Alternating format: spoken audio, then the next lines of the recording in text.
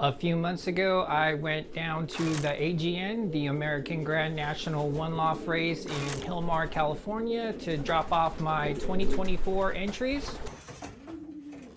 Here are the birds that I pre-selected to be my AGN entries this year, many of which are either full siblings, half siblings, or even children of previous birds that have flown well for me in the past at AGN.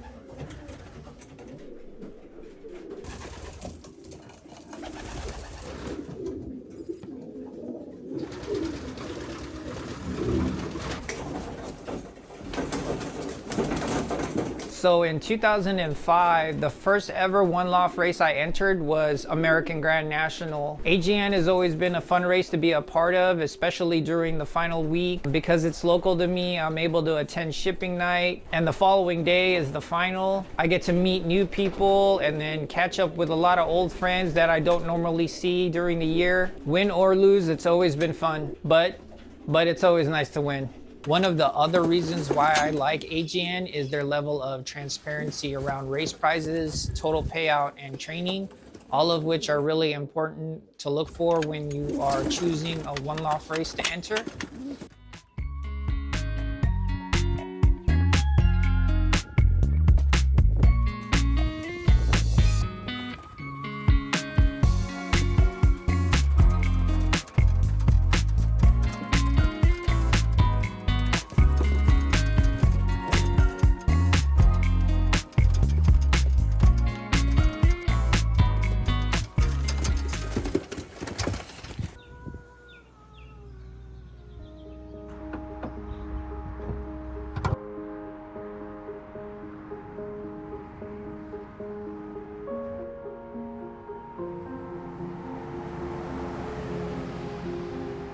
Making that drive down there, I just couldn't help but think about last year's race.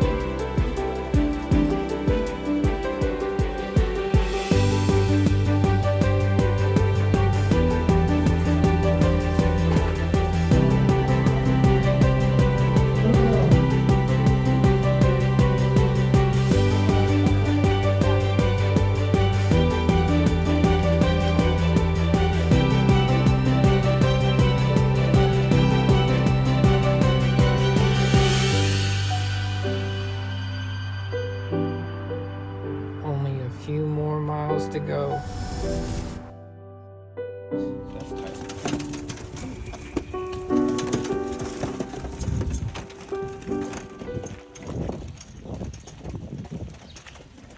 Good afternoon. This is Tim Perry with American Grand National. My dad and myself started off with the City of Hope race. We made it to the Klamath Fall Classic, and then we changed to the American Grand National and American Showcase. We've been doing it probably since early 2004, 2005. So it's 2024. Things have changed since then. Created our own software. We have our own database. Basically, it compiles all the birds. Data entry, lost bird, breeder reports, breeder balances, all our special prizes and entry fees that we have. Basically accounting software. I upload it to a website, which most people now use Win Companion. So no matter if you bring your birds to the loft or they come in a shipping box, normally I would have a water electrolyte solution because you never know how far and when they've traveled. So we're trying to eliminate a little bit of stress of the birds because there's no way to eliminate it totally, but at least we try to give them an easy entry to the loft so that way they adapt and hopefully that they don't stress and pick up any type of things that are in there, because there's just no possible way you're going to have a totally clean environment because things are just naturally airborne. For the most part, we're going to start in with a program. Ceyx, I'm going to grab a bird out of Ceyx's crate. We'll go into data entry. And then I type in the number of the bird. We have a hotkey, Control S, and then you just hit 724. Association, all that's all done. You tab over, hit enter. The band's done. We will cut our 9ths and 10ths flights. We've done experiments in the past, and sometimes you cut them and you don't cut them and you pull them and they drop. We just do that just so that way we know the bird's cut. That shaft likes to dry down, so when we go to pull it, there's no blood in it. We don't get an injury or a stunted or a deformed feather. And then we got to give them a little pill that takes care of their mites. And we do a PMV roto vaccine.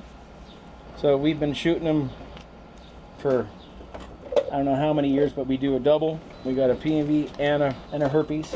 And then we do our pox, which we have a 4 needle. And we just poke them right in the breast. More than one way to do it. That's the way we've always done it. And then final, we have our bug spray, and that we just end up spraying their wings. We open them up and we just spray the tail. As Tim wraps up the intake process with the rest of my birds, let's go back and look at the conclusion of last year's final race.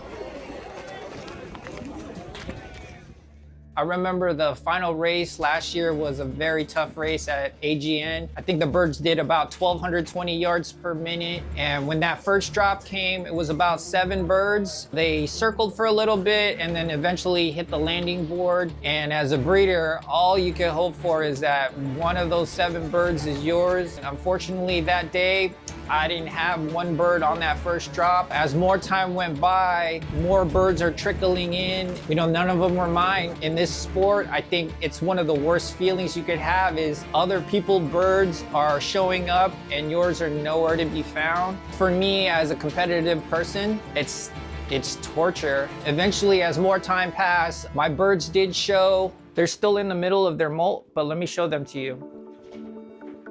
This is Ceyx 706, 50th place final race.